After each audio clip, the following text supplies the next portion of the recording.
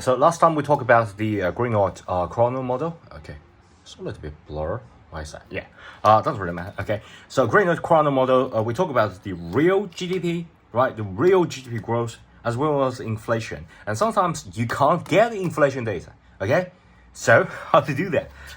So you have to use the market price to do the calculation yourself. So let me show you. So for example, you can get this, treasury yield. So for example, you got like a 10 years treasury yield. So the treasury yield will give you the nominal rate. It's not like a real required rate. So for example, you got like a 3%, something like that. Okay, doesn't really matter. It's just some placeholder. Okay, so you got 10-year treasury yield.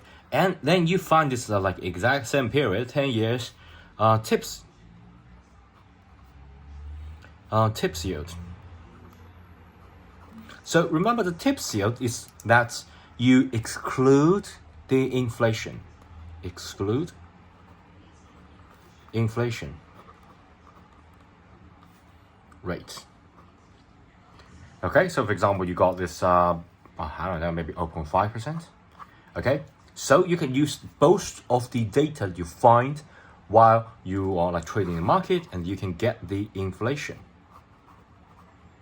And once you got inflation, remember we can plug the inflation in, and real GDP growth plus it plus the change of P and P ratio, share standing dividends, and you can get the required rate of return. Okay, so yeah, so if you go everything in reverse, it's kind of hard for you to understand, but I got another trick for you. So you can 1 plus the tips yield. So for example, 0.5. Okay, there will be a tips yield. Remember, this excludes inflation. Okay, excluding inflation, 1 plus the rate of inflation. Okay, and then you got 1 plus treasury yield. So treasury, let me just use T for here. Okay, so the 1 plus 3%.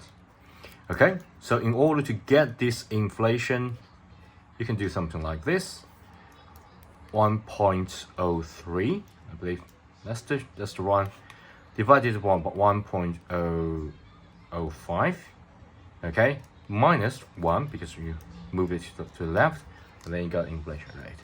And where's my calculator? Let me quickly calculate for you. So, really simple one here. So 3 divided by, okay, subtract 1. So the inflation rate will be approximately 2.4876%. Okay, so that will be your inflation rate. And once you got inflation rate, you just plug in. Okay, plug in here. Okay, so for example, GDP is like 5%, and plus is approximately 2.5, so I got like 70.